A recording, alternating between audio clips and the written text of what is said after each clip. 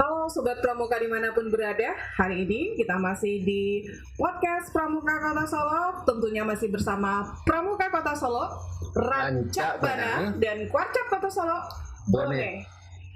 Iya, tentunya hari ini saya masih ditemani seseorang yang luar biasa juga, tidak kalah dengan sebelum-sebelumnya. Ada Kak Satria Arjuna. Halo Kakak. Malam.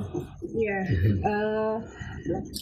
Kita kayaknya lebih akrab panggilnya Kak Satria aja ya. Kalau Satria Arjuna itu saya langsung terbayang dengan pewayangannya. Bisa terbang ya. Iya. Jadi saya panggilnya Kak Satria aja. Boleh. Oke. Muda sampai tua tuh. Iya. Kalau Kak ya. Iya. Ya kecil pun boleh kakak ya. Kakak ya. Karena tetap kakak sampai tua pun kakak juga. Karena pramuka antara kakak dan adik. Ya. Iya betul. Jadi latihan pramuka itu antara kakak dan adik, bukan antara guru dan murid atau antara pemateri dan audien. Iya, langsung ke tema ternyata tentang pramuka ya. Kenapa pramuka dipilih? Iya. Nah. Dan ini juga luar biasa buat sobat pramuka dimanapun berada, karena di samping saya ini orang yang sudah cukup berkecimpung di dunia pramuka. Dari mulai kecil sampai sekarang sudah tidak kecil lagi. Dan bahkan sudah tidak muda. Dan masih dengan dunia pramuka ini yang luar biasa. Satu hal yang sebenarnya dari tadi ini sudah meronta-ronta juga saya untuk bertanya ini kakak, apa sih sebenarnya yang menarik menurut kakak itu? Karena tidak semua orang loh dari kecil sampai tidak kecil lagi ini masih bertahan di pramuka. Oke, jadi salam buat kakak-kakak pramuka dimanapun berada di seluruh Indonesia, bahkan di luar negeri barangkali, dimanapun acara podcast ini bisa disaksikan. Jadi tidak ada batas waktu untuk sampai kapan seorang belajar pramuka. Karena di pramuka bukanlah mempelajari satu teori ya khusus yang tentunya ada tamatnya, ada wisudanya, gitu, ada selesainya. Enggak. Di pramuka adalah pendidikan karakter gitu ya. Pendidikan karakter, dan pendidikan karakter itu sampai kapanpun kita akan menyesuaikan dengan zaman. Ada beberapa yang di beberapa daerah barangkali dibilang itu pas berkarakter, tapi di daerah lain karena kita banyak budaya, latar belakang budaya dan segala macam, di daerah tertentu bisa jadi itu tidak berkarakter dianggap. Menarik ini kalau sudah ngomong karakter dan tidak karakter. Iya, jadi itu jauh dari teori-teori gitu. Jadi teori nggak ada, ini karakter nggak ada wisudanya. Sehingga sampai hari ini pramuka sampai tua, sampai kapanpun nggak ada pensiunnya. Karena yang kita terapkan, yang kita pelajari adalah tentang berkarakter. Iya, gitu, jadi tidak ada purna pramuka gitu. Pramuka nggak ada. Gitu. Iya, dan ini juga seperti yang tadi Kak Satria udah nyebut-nyebut karakter. Nah, karakter yang bagaimana sih gitu loh? Jadi kalau tadi pertanyaan awalnya tentang dari kecil ya sampai tidak lagi kecil, kenapa di pramuka? Gitu. Dan apa hubungannya dengan karakter? Jadi dalam diri seseorang ketika perjalanan hidupnya itu, bahwa dari filosofinya seorang manusia, dia akan mengumpulkan banyak memori, cerita-cerita indah dalam hidupnya.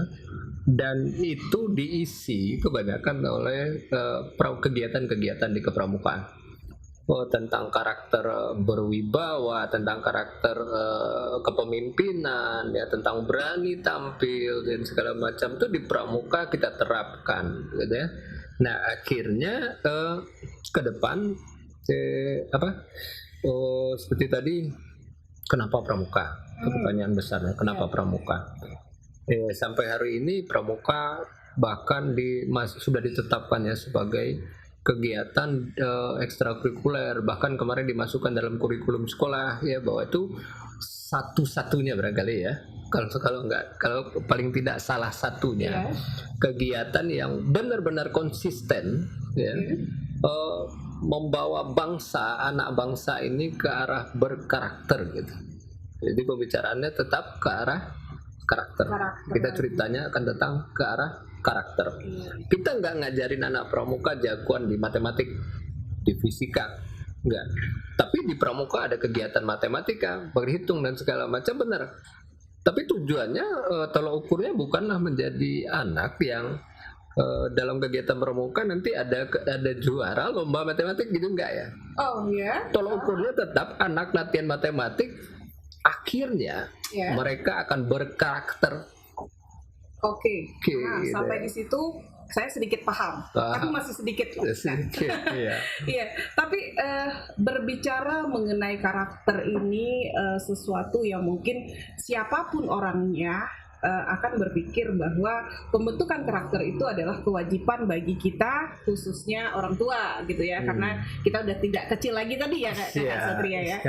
Tapi sebelum kita membahas yang itu, yang karakter tadi, saya mau sedikit saja Kak, apa sih yang menjadi sesuatu daya tarik kalau bisa dibilang ya, atau sesuatu yang membuat kakak menjadi menarik, menjadi tidak meninggalkan pramuka ini, pengalaman yang paling rasanya tidak bisa kakak sehingga berpikir sudahlah saya di pramuka saja. Tepatnya bukan di pramuka saja. Tepatnya adalah ketika seseorang merasa nyaman pada kondisi-kondisi tertentu. Kebetulan saya berlatar belakang CHT ya, Certificate of Hypnotherapy, dan MHT ya, Master Hypnotist. Wah, saya jadi takut. Saya dihipnotis. Jadi intinya adalah bagaimana sugesti, sugesti membuat peserta didik menjadikan pramuka itu sebagai acuan gerak, acuan moral ya, karena kita punya ada 10 dasa dharmanya, ada Dwi Dharma dan Dwi Satya dan Tri Satya. Itu pedoman udah matang sekali oleh para pendahulu kita di pramuka. Nah, tentang bagaimana mensugesti, memasukkan nilai-nilai ke dalam kegiatan kepramukaan yang bermuara kepada anak yang berkarakter gitu ya. Nah, ketika kita merasa nyaman dengan lingkungan yang merasa kita di sanalah tempat kita, karena saya juga hobi dengan kegiatan-kegiatan kreatif ya. Dan di pramuka kan dituntut nih banyak kegiatan kreatif, dan kalau cerita sedikit ke depan nih, jauh sekali itu bedanya pada zaman saya itu ya, pada tahun 87 saya berangkat ke Raimuna Nasional di Cibubur. Ya, dan apa yang saya rasakan ketika itu, sebelumnya jadi peserta didik juga pada waktu sekolah dasar, dan wajah-wajah mereka yang pernah berdiri di depan saya waktu melatih itu sampai hari ini masih ingat. Dan memori demi memori terkumpulkan dalam pikiran saya bahwa pramuka memberikan sesuatu yang tempat lain belum bisa menggantikannya.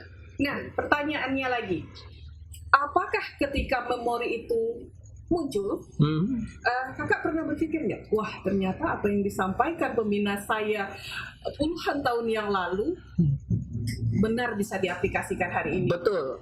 Jadi tidak benar kalau ada orang melatih pramuka mengacu kepada sebuah teori-teori, aturan-aturan, segala macam.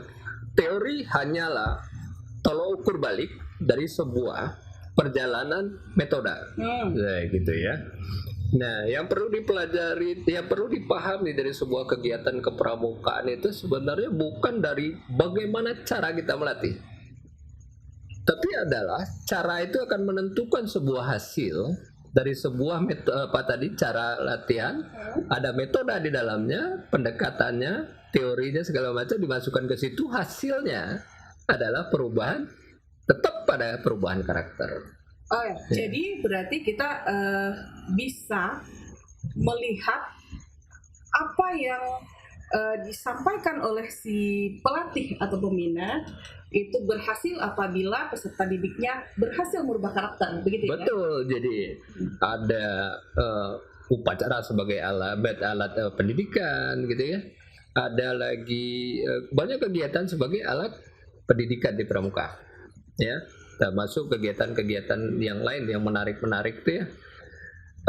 Cuman hari ini kita terlalu fokus barangkali di beberapa orang, di beberapa kakak-kakak pembina kita di sana yang lagi di lapangan, terlalu fokus pada cara, gitu ya. Metode. Cara. Oh, cara. Yang benar itu adalah metodenya. Oh, berarti cara mendukung metode. Mendukung metode. Jadi cara boleh saja berbagai macam cara, yang penting metodenya tetap mengarah kepada perubahan karakter pada peserta didik. Apapun boleh? Apapun boleh kegiatannya selagi itu di bawah pengawasan orang dewasa dan mengacu kepada PDPK.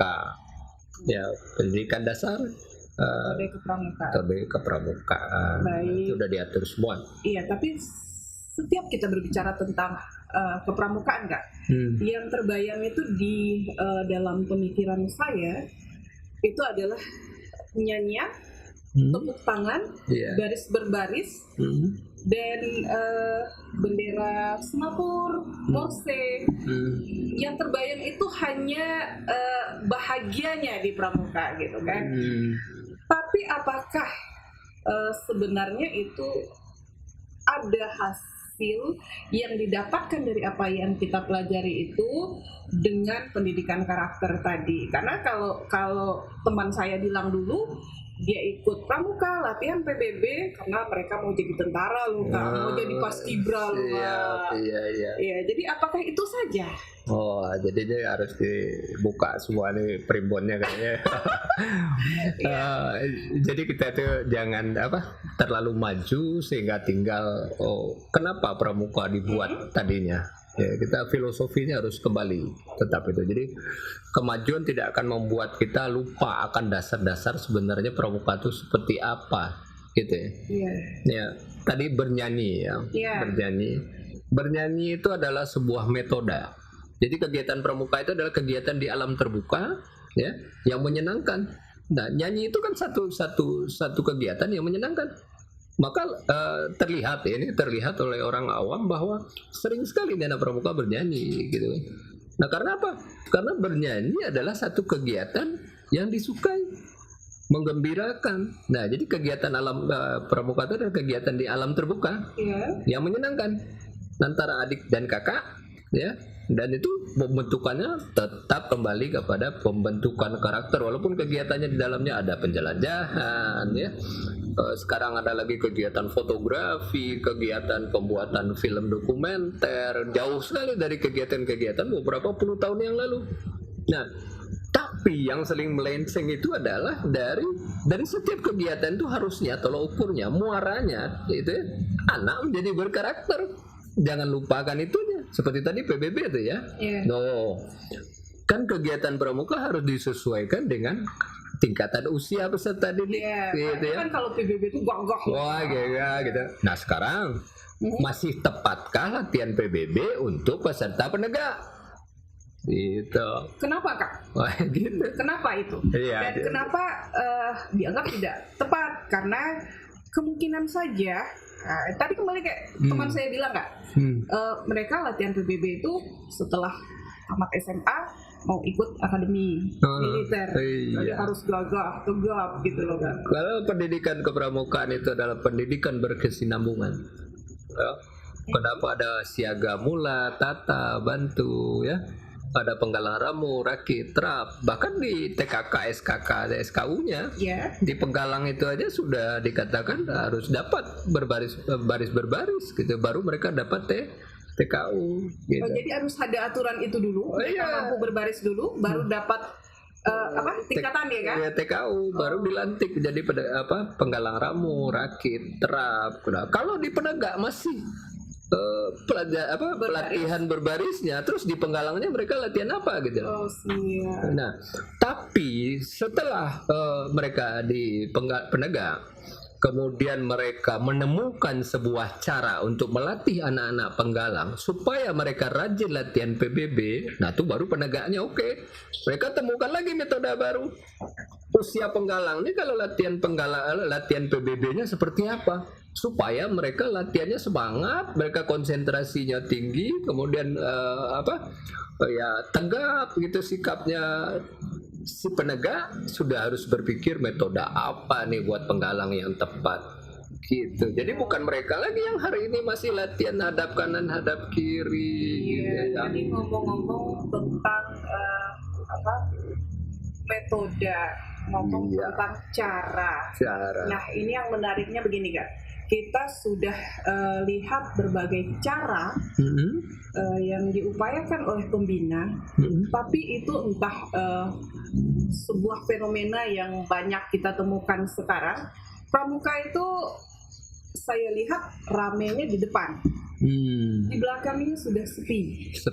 Ya, atau fenomenanya ketika ada event, ada kegiatan, ada lomba, semua berbondong-bondong latihan. Tapi setelah itu sesuai dengan hasil lagu, ketika di akhir sayonara sampai berjumpa lagi, kita berjumpa kapan-kapan lagi gitu loh. Iya tadi. Jadi seseorang menyukai lingkungannya, komunitasnya gitu kan. Pramuka tuh harus menyediakan tempat. Kalau bahasa ininya rumah besarnya bagi pencinta kegiatan kreatif itu intinya. Iya. Nah, kalau orang-orang yang kreatif nih, pasti otak mereka kan jalan tuh. Banyak ide-ide kreatifnya. Ketika orang-orang kreatif berkumpul di pramuka, si pembinanya kekurangan ide menyalurkan ya bakat-bakat mereka itu sesuai dengan usia dan tingkatannya, maka mereka merasa pramuka tidak tempat ya untuk berkarya, berkreatif. Coba nih sekarang pembina punya teori, punya metode bagaimana caranya orang-orang kreatif di kayak di SMA gitu ya, SLTP gitu ya, dirangkum dalam sebuah kegiatan kepramukaan yang menyalurkan bakat ya, ke hobi mereka di pramuka. Dan haruskah yang masuk itu orang yang kreatif? Bagaimana dengan yang tidak kreatif? Kita ngajaknya kreatif Kak? Atau emang harus yang kreatif bisa masuk di pramuka itu? Dari apa yang kita lihat. Siap. Jadi seseorang mulai menyukai sesuatu biasanya dari visual. Dari visual, dari apa yang mereka saksikan. Kalau ternyata hari ini pramuka yang mereka lihat nih, seperti contohnya anak-anak baru mendaftar di SLTA ya, hari pertama mereka di SLTA, kan keluar tuh bahasanya para senior pramukanya lah tuh di sekolah. Lalu mereka menampilkan sesuatu di hadapan sekian banyak siswa baru. Katanya nih mau menarik perhatian mereka dan mau bergabung di pramuka di gugus depannya, gitu ya. Berhasil tidak? Mereka menampilkan sesuatu yang dalam versi siswa baru ini pantas untuk saya ikutin gitu. Kreativitasnya di mana? Lah kalau yang ditampilkan itu adalah sebuah PBB kaku, ya, semapur kaku, ya terus ya kalau SLTA biasanya agak cantik-cantik dikit gitu ya, ditampilkan di depan dengan semua atributnya gitu ya. Daya tarik, mesmerism dalam bahasa hipnotis, mempesona. Kembali lagi kita ke teori hipnotis. Jadi ini salah satu teori si senior atau si pembina menghipnotis anggota baru. Betul. Jadi hipnotis itu konotasinya bukan menidurkan seseorang gitu ya, bukan. Tapi adalah memberikan sugesti positif ya, memberikan penekanan yang dipahami oleh unconscious mind namanya, atau pikiran bawah sadar siswa. Dan bagaimana Kak terkait dengan pembina yang menghipnotis tadi, kita pakai kata hipnotis ya. Kalau kita lihat setelah Kakak Malang melintang di pramuka, bahkan kalau saya tidak salah, Kakak juga salah seorang peserta KPL tahun 2019 ya kan? Di Palembang ya, di Sumatera Selatan. Dan terakhir nih TOT ya, TOT pelatih di Sumatera Barat ya. Iya, sudah malang melintang di dunia perpelatihan kalau boleh disebut begitu ya Kak.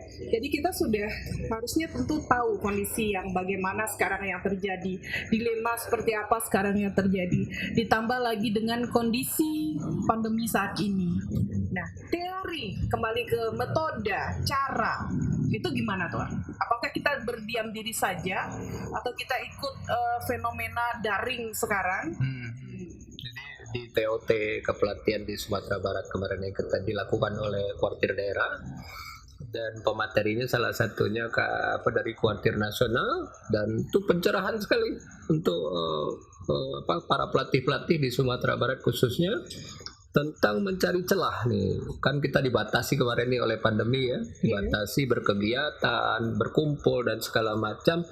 Tidak hanya itu, intinya bukan hanya itu saja, bahwa ketika kegiatan kepramukaan kehilangan daya tarik, merismnya itu kehilangan daya tarik di tengah-tengah maraknya penggunaan gadget dengan beraneka macam kreativitas yang terjadi, bahkan itu mereka bisa mengakses kapan saja. Nah, pembina khususnya pelatih ya di mana-mana di pusdiklat atau apa harus menemukan metode baru. Ya. Tujuannya sama, perubahan karakter, tapi metodenya diperbaharui, caranya diperbaharui, metodenya tetap. Nah, karena metode tadi itu ada di bawah pengawasan orang dewasa, ya di bawah segala macam.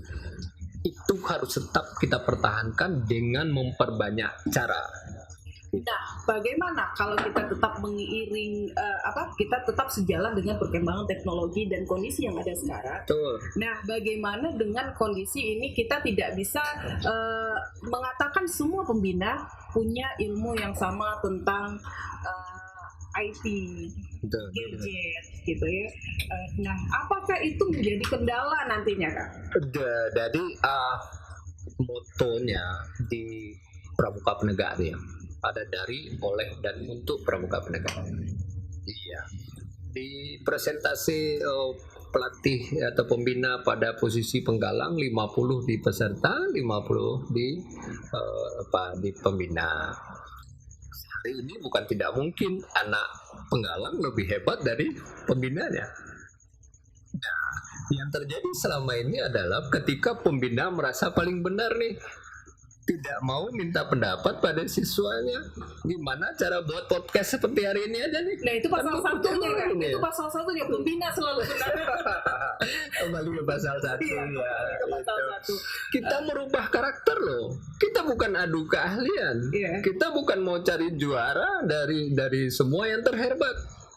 Tapi kalau dari sebuah perlombaan menimbulkan sebuah rasa karakteristik pada siswa, pada peserta didik, nah itu baru benar. Nah kalau dari hasil sebuah kemenangan dari sebuah perlombaan membuat siswa mapan secara mental ya untuk menemui seseorang, untuk bicara di depan umum, prosesnya itu adalah lomba. Nah itu dulu ya. Kemudian tentang teknologi sekarang tuh yang paling pusing tuh sebenarnya si pembuat software.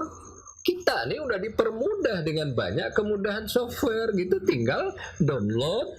Kemudian mau melakukan, kalau nggak mau melakukan hal-hal sederhana aja dianggap masih, saya udah tua loh, saya nggak mungkin lagi belajar ini nih. Padahal sebenarnya itu udah mudah sekarang ya. Sudah dipermudah. Gadget itu kata ganti dari smartphone. Betul. Dia udah smart.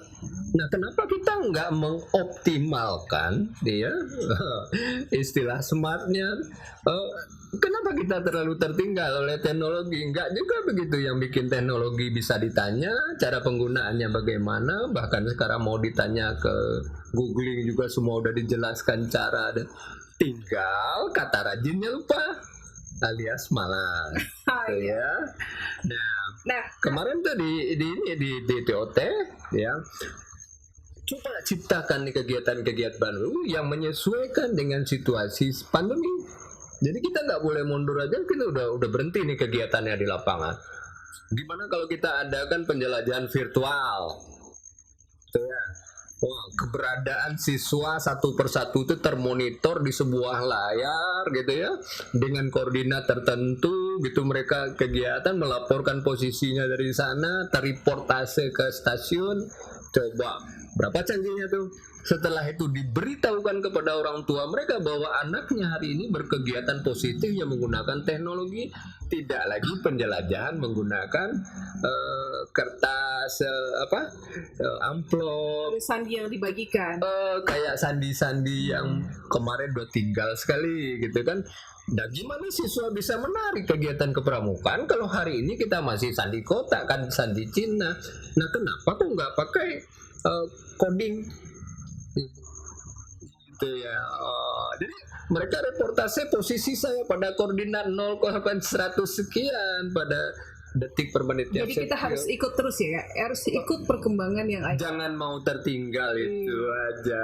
Tapi kembali lagi tadi ada sedikit kata yang menarik karena kakak bilang tadi pembentukan karakter itulah hasil yang akan dicapai. Tujuan akhir dari sebuah. Iya.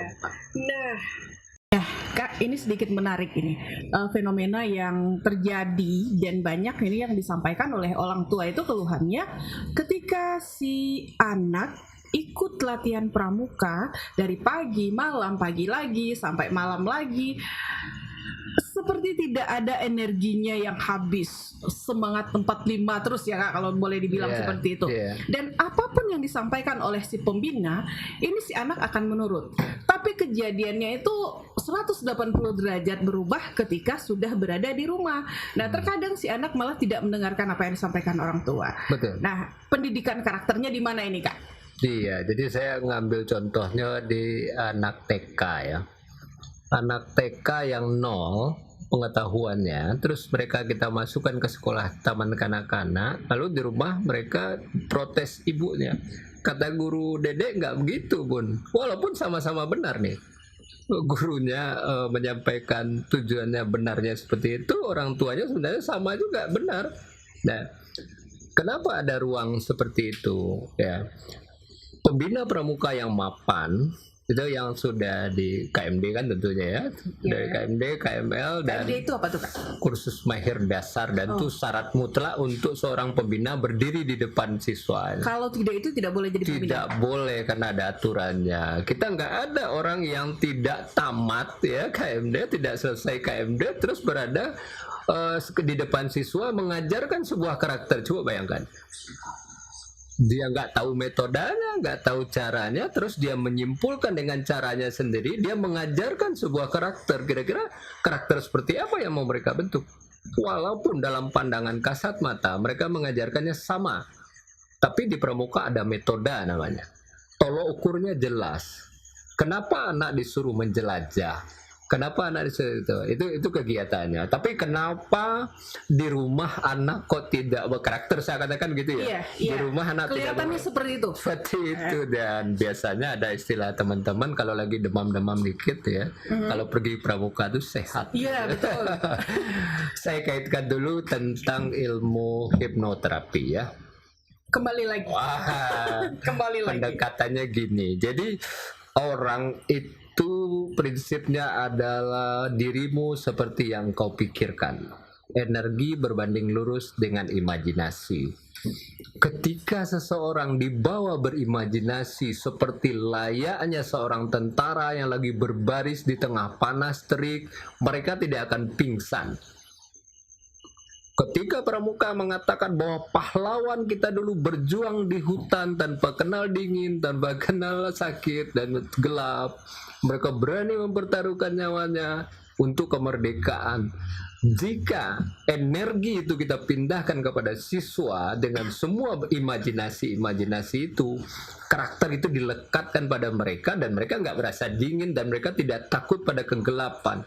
Dan mereka tidak merasa harus pingsan di bawah terik matahari, harus latihan PBB dengan sekian jam berjemur. Metode itu yang nggak bisa dipelajari orang lain tanpa kita tahu dulu gimana, kenapa PBB anak harus dijemur. Intinya mereka berkonsentrasi di bawah tekanan, di bawah keseragaman, di bawah kerjasama, gitu ya. Mereka harus seragam, mereka harus pas, harus menghafal beberapa gerakan dan itu sangat cantik. Kenapa mereka harus melakukan itu? Di bawah penik matahari. Sekarang orang pada takut nih, takut kena panas, takut kena terbakar kulitnya. Radiasi ya, radiasi. Padahal berjemur itu adalah bagian dari menguji diri, kemampuan metabolisme diri untuk bagaimana imun kita bisa meningkat. Kalau itu dilakukan berulang-ulang gitu ya. Nah, karakter itu tadi kenapa nggak bisa di rumah diterapkan oleh siswa? Apa masalahnya? Siswa itu kita harus tahu bahwa ada 3 kategori manusia ya, ada audio, ada audiovisual, ada kinestetik. Nah, kebanyakan orang tua di rumah menerapkannya tidak seperti antara kakak dan adik pada pramuka. Mereka lebih cenderung kepada memberikan saya paling benar dan kamu anak saya harus nurut pada satu aturan dan saya lebih berpengalaman daripada yang apa kamu alami gitu.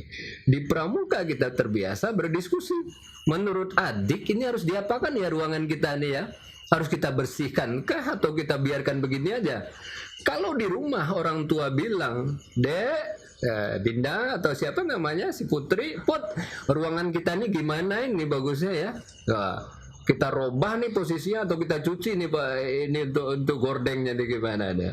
Daripada seorang ibu bilang, Put ini udah terlalu kotor harusnya kamu cuci nih, kan malu nih kalau datang teman-teman mama kita gitu.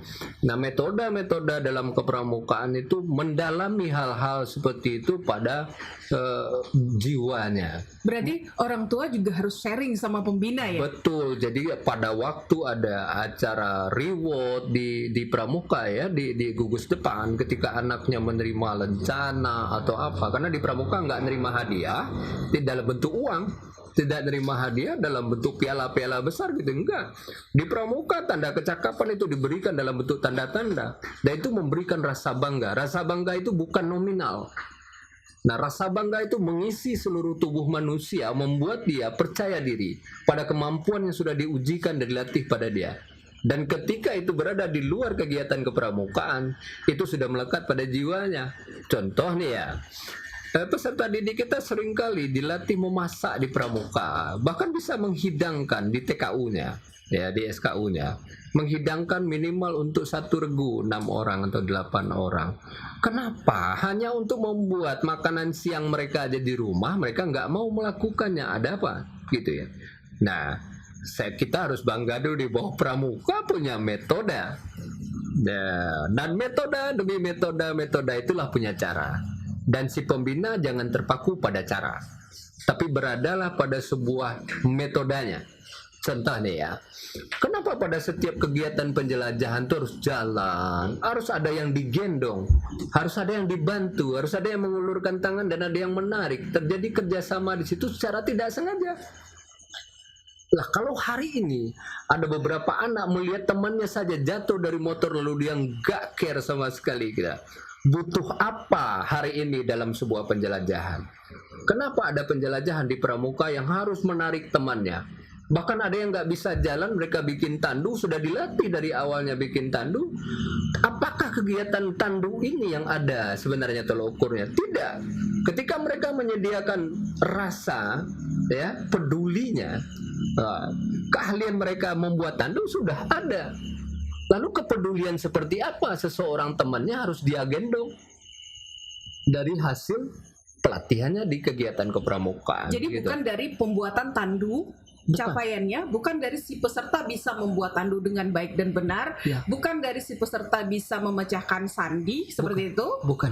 Lalu kenapa itu harus diberikan? Kenapa harus sepertinya kalau saya pernah lihat ini, kalau tidak bisa memecahkan sandi, penjelajahannya tidak jadi dilanjutkan. Sebenarnya kan bukan itu yang dituntut. Bukan, sama sekali tidak itu.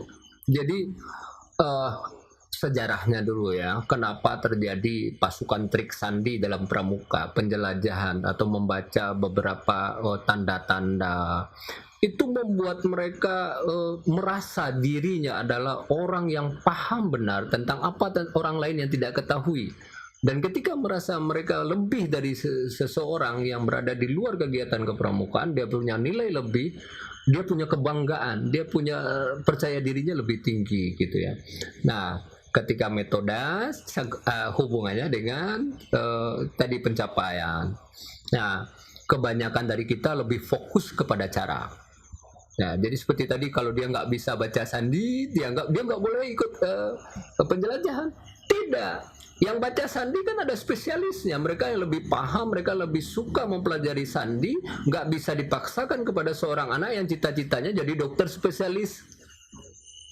Karena dia hobinya lagi ngerawat temannya nih, hobinya dia tuh mempelajari jika seseorang terjadi pingsan, shock, dan luka, terbuka, fraktur, dan segala macam. Menurut dia, yang harus dia pelajari adalah bagaimana bisa menanggulangi kejadian seperti ini dalam versi cita-citanya sebagai seorang dokter. kan dia nggak harus mengerti lagi tentang tata cara pembuatan peta, memecahkan sandi, semua ada bagiannya, dan kelengkapan itu menjadi sebuah kerjasama tim dalam sebuah regu pramuka. Nah itu kenapa kalau kita ikut penjelajahan itu harus tim ya Kak ya, salah satunya ya. Temanya adalah kerjasama dan berbagi rasa gitu, cara peduli, cara membantu teman. Makanya gitu. Setiap kegiatan penjelajahan tidak dilakukan oleh 1 atau 2 orang saja. Akhirnya belum dia pramuka yang menjiwai karakter seorang bangsa Indonesia yang punya karakter yang dikatakan seperti tadi, kalau melihat temannya ada yang pingsan lalu dia nggak punya cara buat bantu, bahkan dia nggak peduli sama sekali. Coba bayangkan. Bahkan ada seorang pramuka yang mau berbagi kue yang ada dalam tasnya ketika dia juga kehausan dan lapar. Hari gini coba. Ya. Baik, mungkin untuk sobat pramuka dimanapun berada, ini juga salah satu hal yang mungkin sering dirasakan ini, Kak Satria ya. Ketika kita sedang berada di sekolah, dan itu notabene-nya juga adalah gugus depan ya dari adik-adik kita. Nah, yang terjadi itu kembali lagi seperti tadi, ketika di rumah tidak sesuai dengan apa yang diterapkan di latihan pramuka, nah di sekolah pun juga terjadi benturan lagi nantinya tentang bagaimana karakter tadi. Ada keluhan dari beberapa guru yang ternyata siswanya hanya rajin di pramuka saja, tapi di pelajaran lain tidak. Nah ini kita kembali lagi kalau ngomong tentang karakter. Jadi sebenarnya kan kita berharap pramuka ini sinkron antara apa yang didapat di latihan dengan yang diimplementasikan dalam kehidupan sehari-hari. Ini bagaimana sebenarnya untuk menyikapi ini, Kak Satria? Jadi belakangan itu kan sudah dibicarakan tentang integrasi, pengintegrasian materi pramuka, pendidikan karakter itu ke dalam bidang studi, gitu ya. Bahkan kemarin-kemarin pada K13 itu sudah diwajibkan di kegiatan kepramukaan. Jadi seluruh guru ikut dalam pramuka. Harusnya paham. Ini bukan masalah pramukanya, adalah cara merubah karakter bangsa.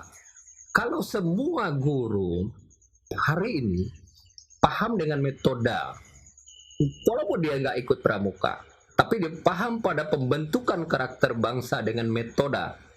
Ya, jadi bukan pramuka saja. Dan salah satunya pramuka mempunyai cara untuk merubah karakter bangsa ini dengan cara latihan yang teratur, terukur, gitu ya, punya pola. Nah, dan itu orang-orang yang berkompeten dan menyediakan. Nah, ini yang penting nih ya. Hari ini orang tidak banyak lagi yang mau menyediakan waktunya, ya, bahkan uangnya untuk perubahan, bukan perubahannya, untuk karakter bangsa yang lebih baik. Jadi kembali lagi kita ke metode dan cara. Nah ini jadi PR penting bagi seluruh pelatih, tentunya untuk sobat pramuka dimanapun berada juga, terkhusus para pelatih. Ini jadi satu PR penting bagaimana kita mensinkronkan bagaimana peserta didik yang kita latih itu bisa menerapkan ilmu yang didapatkan, juga karakter yang didapatkan di lingkungannya. Nah satu hal juga yang cukup menggelitik Kakak, metode bagaimana untuk saat ini yang bisa kita lakukan. KMD tadi Kakak bilang, KML tadi Kakak bilang. Nah, apa yang harus sebenarnya kita berikan kepada calon pembina agar metode-metode yang tadi Kakak sampaikan itu bisa tercapai gitu. Betul. Jadi sebenarnya kita sering mengkhususkan ya tentang pendidikan karakter. Sebenarnya tidak se-ekstrim itu ya. Setiap kita punya tolok ukur untuk baik dan tidak baik. Semua kita sebenarnya punya tolok ukur. Tinggal kita diberi kesempatankah atau maukah kita menyediakan diri kita, baik itu sebagai pembina, guru, orang tua, masyarakat di lingkungan kita, maukah kita sama-sama nih memandang bahwa karakter itu penting hari ini, gitu ya. Nah di KMD dan di KML lebih sekarang kan sudah berubah ya metodenya ya. tidak lagi pakai PowerPoint pelatih menerangkan, tapi lebih kepada penerapannya gitu kan, sehingga pembina-pembina tahu cara menemukan metode-metode baru kegiatan kepramukaan yang menarik dan bukan lagi tentang teori, karena teori hari ini bisa di-download dimanapun berada dan itu tidak harus dihafal gitu ya. Nah gitu. Nah, seperti itu budaya-budaya yang hari ini mulai lekang oleh panas, mulai luntur oleh hujannya banyak informasi yang bisa kita akses dari manapun. Pramuka harus mantap posisinya dengan pondasi yang paling kokoh, bisa menjadi satu tonggak ya untuk orang kembali pada karakter yang sebenarnya bangsa ini gitu. Jadi kita berhentilah kita pada bicara tentang sebuah teori. Berhentilah kita bicara tentang sebuah prestasi pada anak. Kalau toh nanti prestasi yang mereka capai dari sebuah perlombaan itu tidak mengacu kepada perubahan karakter, maka itu tidak benar cara yang dilakukan pada pelatihan kepramukaan. KMD dan KML itu hanyalah ya penjelasan tentang bagaimana si pembina mengimplementasikan sebuah teori dan tata cara itu untuk pembentukan konsisten ya, ini konsisten pada pembentukan karakter. Ketika seorang pakai baju bela diri mereka akan terpola bahwa mereka harus mempertahankan diri dengan karakter bela dirinya, sportivitasnya.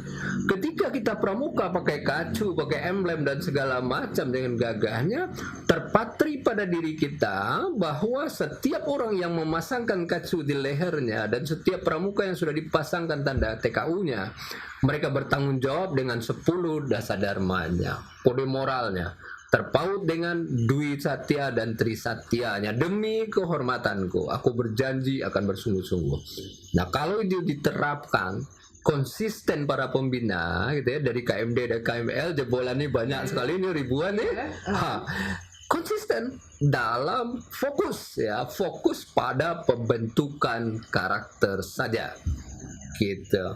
Oh baik, itu sesuatu yang cukup, bagi saya cukup luar biasa kalau pencapaian bisa sampai seperti itu. Betul. Dan itu juga sesuatu yang tidak segampang kita kembalikan telapak tangan tentunya.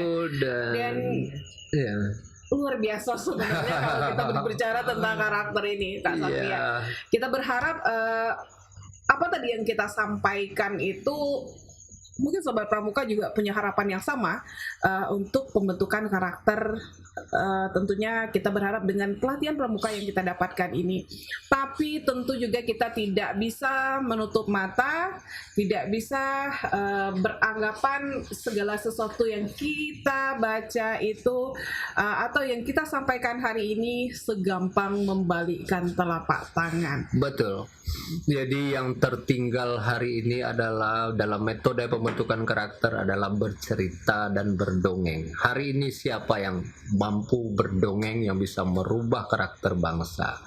Dulu banyak pendongeng-pendongeng kita yang begitu menarik, membawa alam bawah sadar, pikiran bawah sadar, unconscious mind peserta didik terbawa ke dalam arus sesuatu cerita dari pembina, kemudian digiring ke arah si baik mendapat kebaikan, si buruk, si jahat mendapat kejahatan dari hasilnya.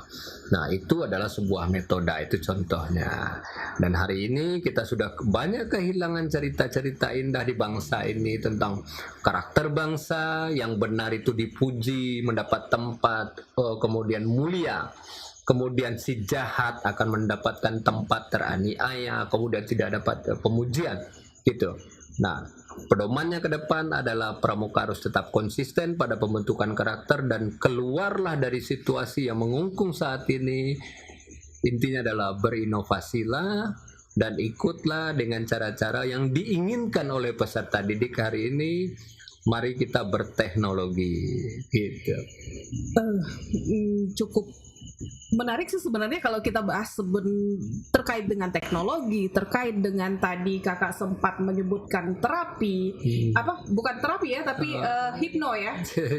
Merism ya, lebih kepada lebih mempesona gitu, ya, menarik pembina. Jadi kalau kita berbicara seperti yang kakak harapkan tadi, itu mungkin ya kembali lagi tentu bagaimana pembina untuk membentuk karakter tadi. Tapi sebenarnya Sobat Pramuka dimanapun berada, ini kita tidak bisa bilang bahwa pembina itu tidak bekerja keras untuk itu. Bekerja keras. Dan kita juga tahu bahwasanya banyak orang-orang hebat yang dilahirkan dari pramuka ini. Dan kalau kita bicara tentang ini nggak akan habis waktu kita. Betul. Jadi orang hebat itu adalah orang yang tahu cara. Kembali lagi ke cara dan metode. Iya, seseorang yang dikatakan hebat ketika dia tahu caranya. Ketika seorang pintar nggak tahu caranya, belum hebat. Maka dia tidak bisa menyelesaikan banyak hambatan masalah dengan keilmuannya karena dia nggak tahu caranya, gitu. Makanya tidak boleh menjudge dengan cepat orang itu hebat dan pintar. Apa yang kamu lihat belum tentu benar yang apa dipikirkan. Baik, dan seluruh Sobat Pramuka, kayaknya luar biasa pertemuan kita pada Baik Sobat Pramuka dimanapun berada, kalau bicara tentang ini sepertinya tidak akan cukup waktu. Kita akan minta lagi nanti Kak Satria di lain kesempatan untuk bicara lagi lebih dalam bagaimana cara untuk mengajak pramuka ini lebih lagi. Ini tidak hanya nantinya untuk Sobat Pramuka saja, mungkin orang tua juga bisa menerapkan bagaimana ilmunya menghipnotis seluruh. Jadi harus ada istilah nanti belum keren belum jadi pramuka. Wis keren, belum keren belum jadi pramuka. Iya. Itu kata kunci kita pada pertemuan kali ini, belum keren kalau belum jadi pramuka. Baik, untuk Sobat Pramuka dimanapun berada, Kak Satria terima kasih untuk kesempatan kita, dan jangan bosan-bosan kalau kita bertemu lagi. Kita kulik lagi berbagai hal tentang kepramukaan, juga tentang ilmu dan teknologi yang saat ini berkembang pesat. Iya. Kak Satria juga luar biasa pada kesempatan ini, dan untuk Sobat Pramuka semoga membawa manfaat. Dan untuk Sobat Pramuka dimanapun berada, semoga bisa membawa manfaat. Bertemu lagi di kesempatan berikutnya di podcast Pramuka Kota Solo. Pramuka Kota Solo, rancak bana, korcap Kota Solo, bone.